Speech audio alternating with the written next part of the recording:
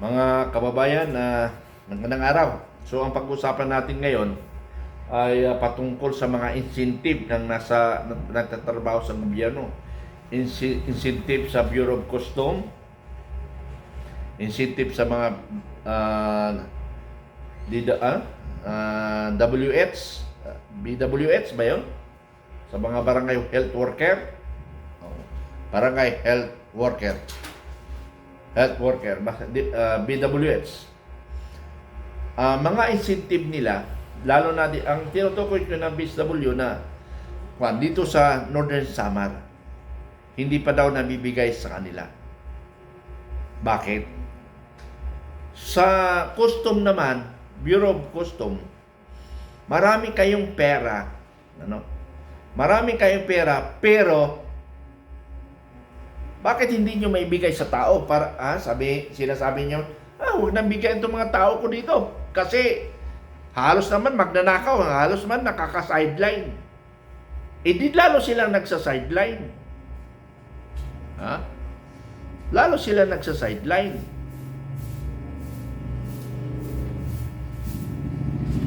So, bakit hindi maibigay ng mga namumuno sa gobyerno katulad ng provincial government, kung sino man involved dyan, doon sa Bureau of Custom, sino man involved dyan, bakit hindi nyo maibigay sa tao nyo? Tinatarantado nyo ba tao nyo?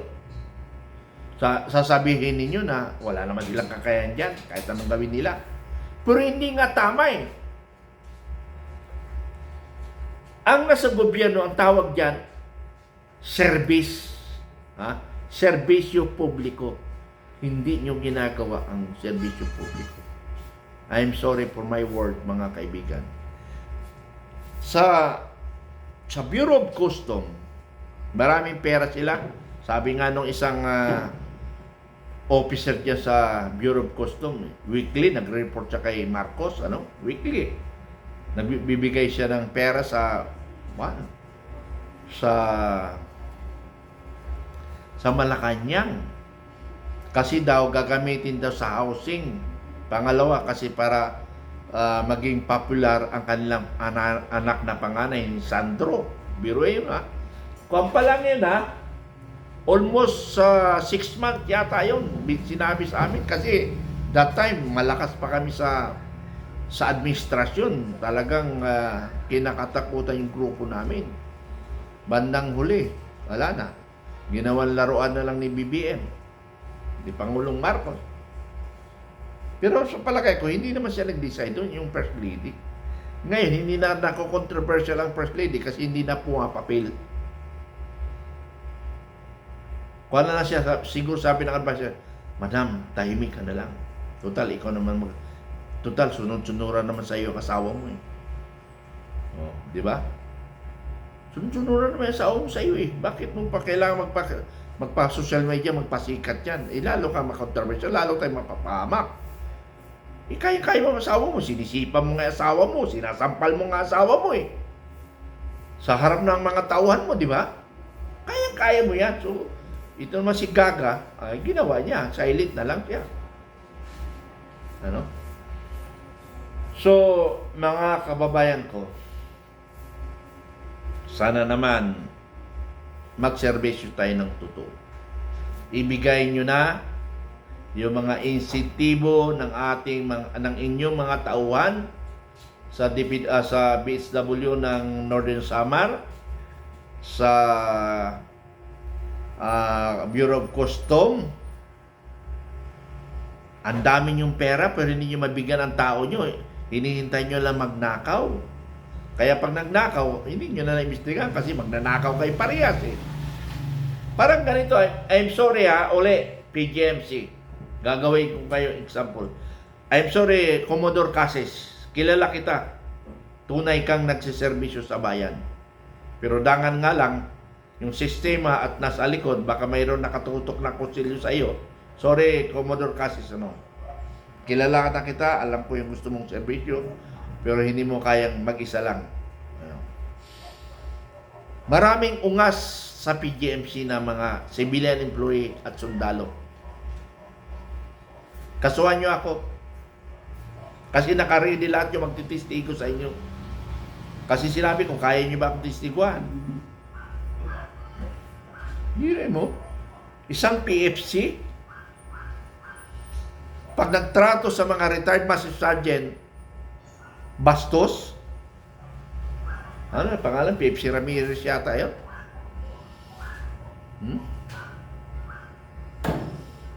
Hindi, Air Force yata yun eh.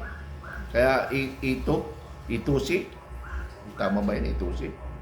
Ewan ko, basta PFC sa Army. Ha? Bastos, pakipag-usap sa mga senior niya. Tandaan nyo, kayo mga empleyado sa PGMC, lahat ng kausap nyo senior. Senior, kung hindi man senior sa serbisyo, senior citizen. So dapat may respeto kayo. Dahil darating rin kayo doon eh. Paano kung mangyari sa inyo yun?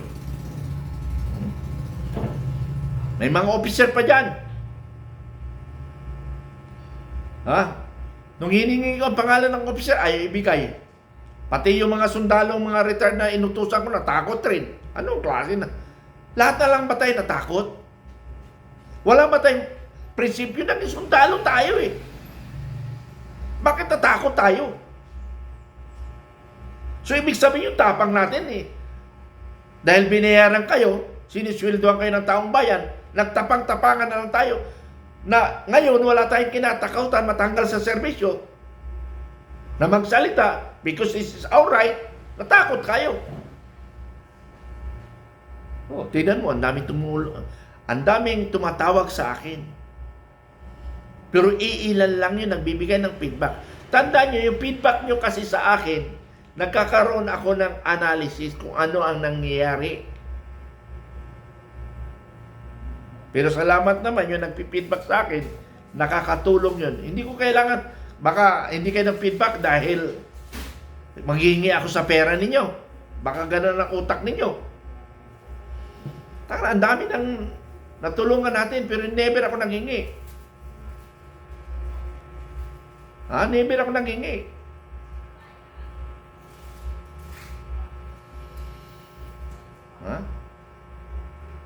So, ang kailangan ko lang feedback. Or, kaya hindi kayo nagpi-feedback, kasi sinabihan ko, huwag kayong mag-alala.